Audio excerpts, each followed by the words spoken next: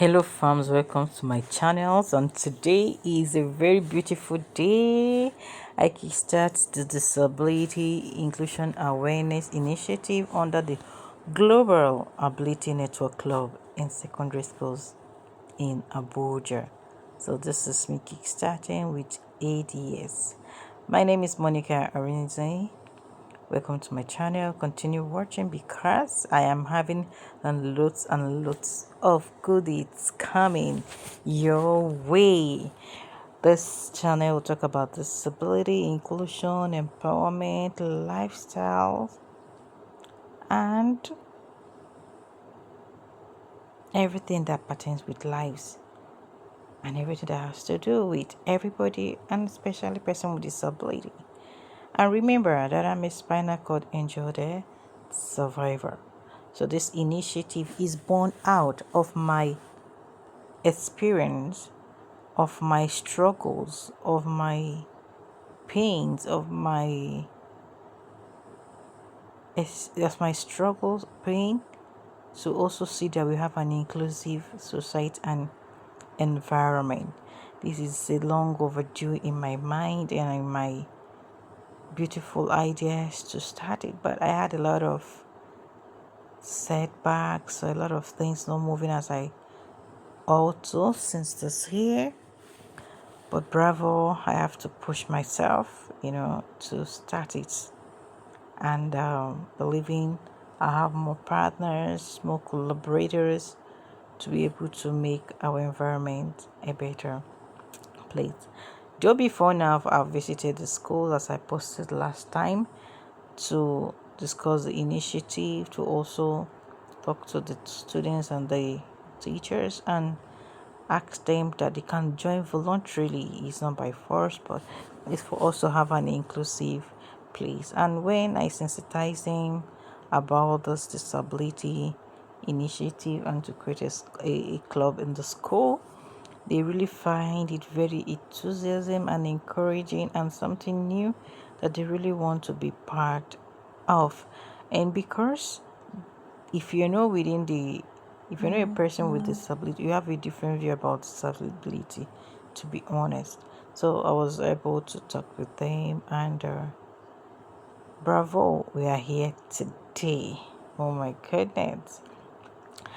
I see shout out, a very good shout out to my humble self and my wonderful few teams that it wasn't easy planning, getting things ready and to start, because this is my actually first school. I'm launching it officially, apart from coming to talk to them about it.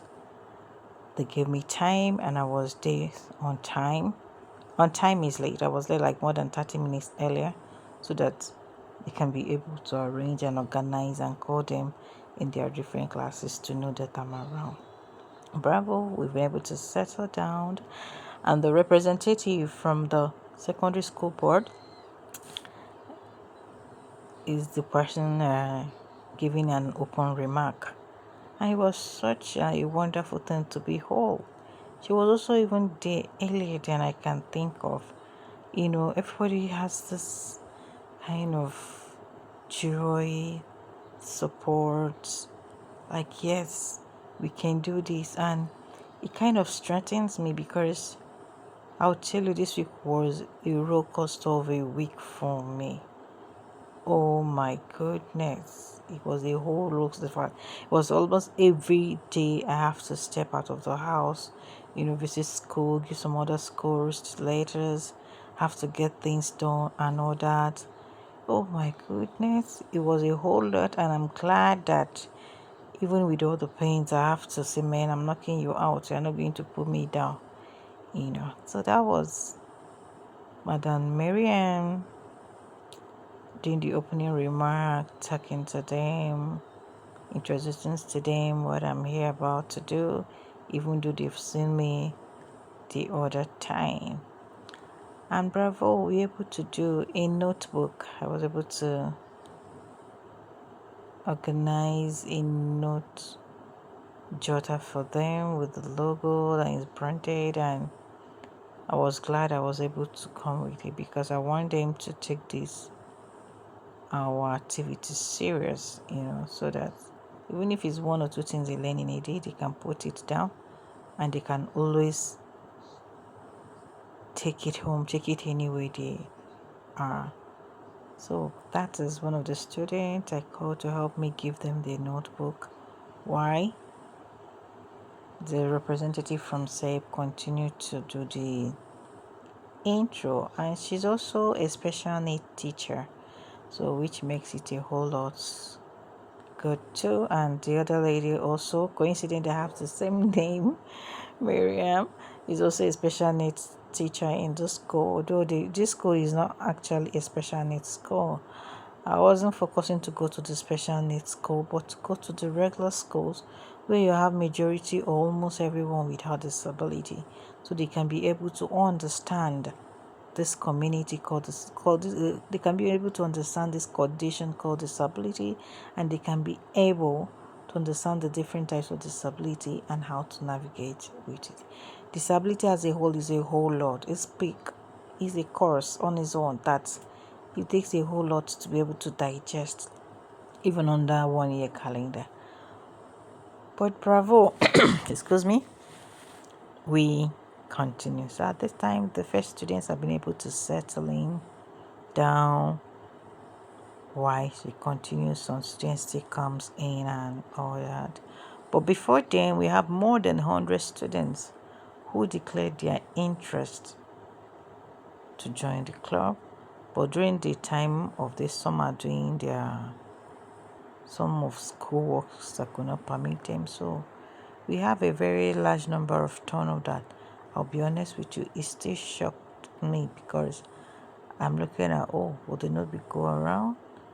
Can they be very calm and also listening, so that my voice can be able to be loud enough so that we can actually have a very good interaction? Me seeing students all this time always make me to remember when I was their age, when I was in the secondary school, and it was also a good one. So we have really time to be able to discuss and finish what we are doing. So this time, the representative from SAPE has presented, talked to them, addressed them. It's now time for me to continue with the student. Well, that's me. Continue watching. This is your girl Monica. So today, what we are talking about is about disability, meaning of disability, types of disability, and the main and the debunking of disabilities. So now I first asked him, the last time I came to introduce the club, did any of you went home to look at the meaning of disability or ask questions about it? The student that is talking said yes. Okay, tell me what you know about it. Wow, she was able to understand it. Another. They were able to give me their own definition. I told them here we'll do gender-based, balanced. So it will not be only the girls talking, both the girls and the boys will definitely talk. They don't need to be shy about it. So, and I told them I want this class to be interactive, in the sense that I want them to come and learn something.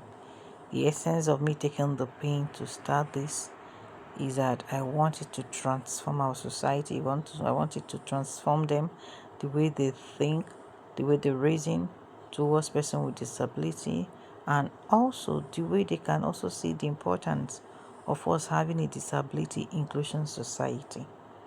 So without that being said, I now start toward the topic, and I start explaining to them what disability is, what all about.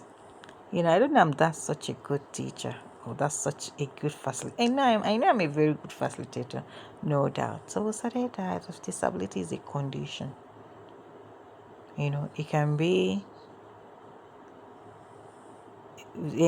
disability is what is a condition.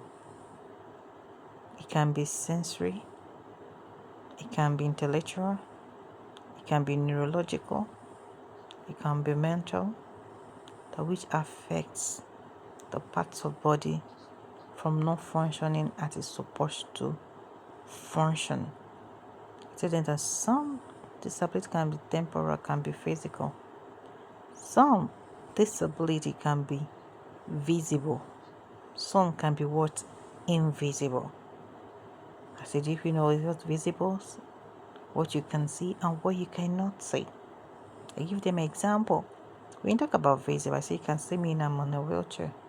Whenever you see me, you can say, oh, this lady is on her wheelchair because you can see it. I say, but there are some disability that is not visible. If you talk about cerebral palsy, it's not visible. You might not be able to pick that out. So at this time everywhere, from very beginning, everywhere is calm. They really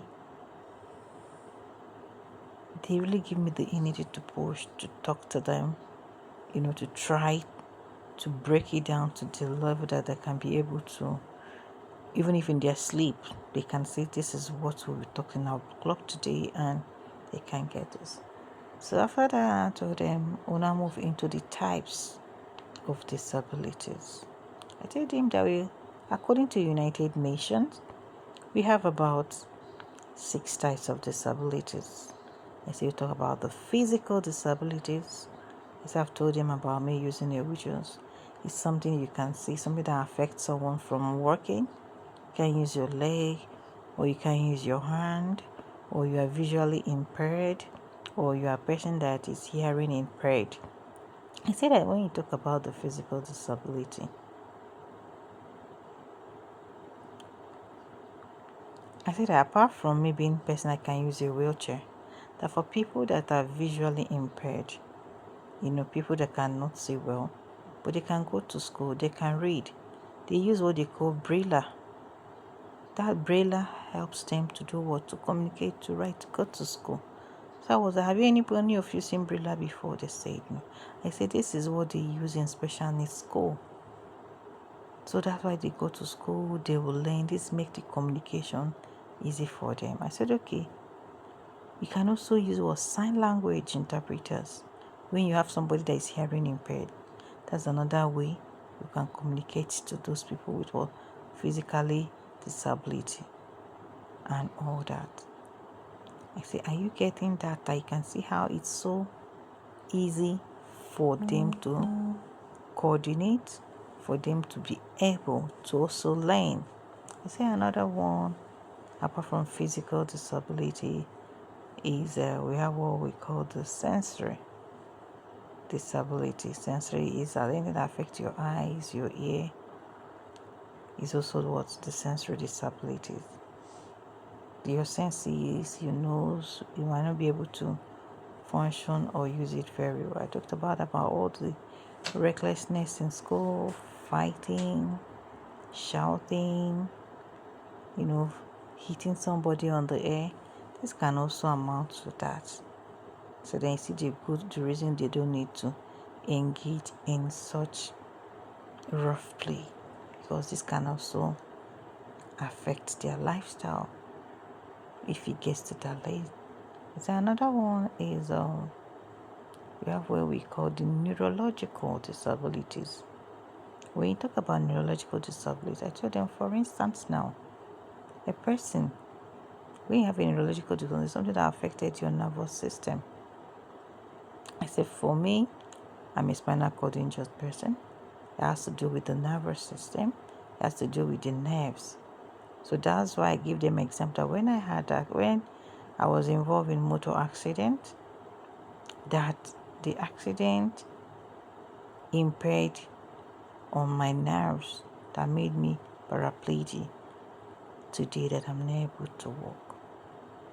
I say that is what it can. That's one of the examples of neurological disability. I say another thing can be what?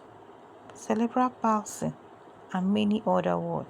I say, okay, we have the mental condition. I say, yes, most time when we talk about mental condition as a disability, we always think like those people who already see that's already mad, working the market and all that. I say, yes, they are. But most time when you see people, they go through a kind of some emotional thing, something that disturb the emotions, disturb their well-being, and see somebody using razor to cut his or her hand, or trying to commit suicide or depress, the person mental state is not in order. You can also say this person is also mental health condition is also affected, and the person is also under the category of disability. So I now mentioned there's other part I also mentioned today. We'll talk about intellectual disabilities as well. So this is the examples and I gave them. This is how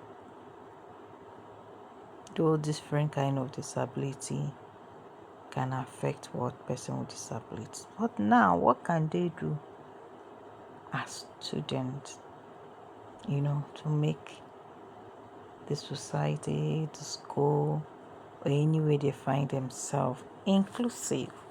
I throw this question to them. Clear, okay, we need to respect person with disability. We need to give them a helping hand. I say, yes, that's good.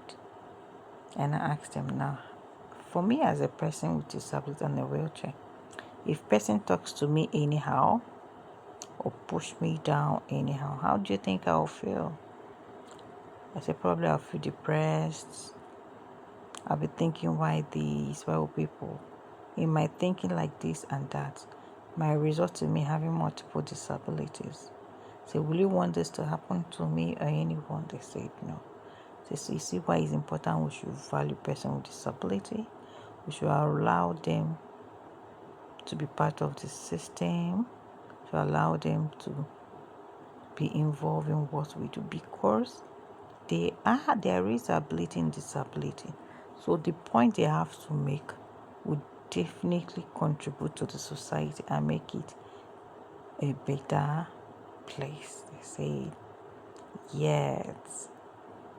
So at this point, I wanted to know if they were following and all that. I to rapporteur what I've told them, summarize this few things. I noticed yes, they were following.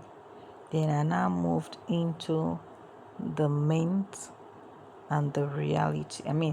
I now move into debunking some of the things they said about disability. I say, yes, they say that person with disability do not go to school. I say, is it that true?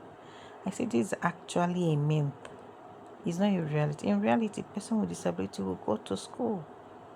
They say that person with disability is always sick. I said, this is a myth. It's not true. Person with disability is not always sick. We are healthy. We are intellectual. We go to work. We go to school. We contribute in things that we do. Also, so a person with disability, there was another mean they used to talk about. A person with disability cannot work. So that's not what true. We cannot go to school. I say that's not true. We cannot contribute to the society. I say that's not true. I say all these things are what myth. In reality, we are in environment, we are in school, we are valued, we go to school. The person with disability will always depend on people. Say no, we don't always depend on people. But individually, we might depend on people for some certain specific support, which is true. So we'll discuss them, and I'm giving them examples, instances, and they will understand it. Oh, this is really true. This is really how this is, because it's something, if you are not aware or you don't know about it, it will be a different kind of thing. So I was also telling them about some terminologies that in the community of disability that you use, you can say this is visually impaired, hearing impaired. When you address people like blind, deaf, it actually makes them very angry. You don't know that you've offended them because you don't know, and they don't know that you don't know, and they might even react to you in a way you doesn't like, because some person with disability takes this terminology so to heart. I can tell you that. So it was really, really a good time, talking with them. And while this was happening, another teacher from another school also declared interest that is actually want this to also happen in their at school. So we continue. I continue I won't say lecturing them. I say teaching them, and I told them that you can write that things the way you understand it. Don't pick my definition or my words. How you understand it is better, so that you can be able to understand it well and chew it well. So that's how we'll continue at this part. And this I'm just trying to make sure that I didn't use more than the time that was allocated to me. So this will continue and continue, talking to them, teaching them. Their attention was top notch, listening, grabbing everything that I'm saying. In fact, if there is much time, the student will not even be tired. But I'm glad that even when we are done, they wanted more. I see the hunger for more. So I was glad to tell them where this is coming from. We have plenty to, we have so much for us to go around to talk about, and I was really impressed and happy. So this is how we continue talk about disability, because the essence of this is to ensure that they understand what it is. They see how inclusive is important. They'll be able to be change agent. They can be able to transform the society and transform themselves. They'll be able to make our society inclusive, because I'm seeing that this inclusion is for everybody.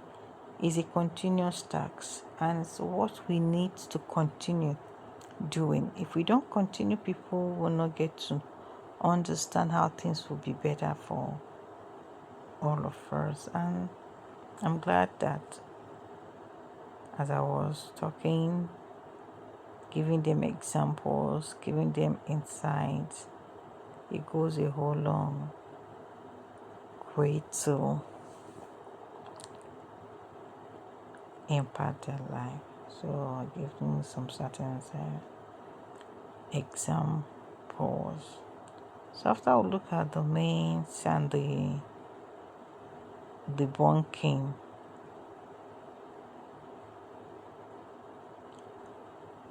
we now looked at the inclusion. How do you talk to persons with disability when you see them? How do you want them to feel inclusive in our society, or even in your school environment?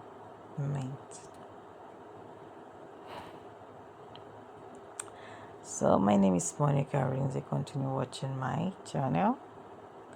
This is my pet project, and it's very dear to my heart to do sensitization, do training on secondary schools for them to be aware and understand the need for us to have disability inclusion, starting by ensuring they understand what disability is all about, different kinds of disability, how this can be managed, and how they can see reasons for the training and for the inclusion.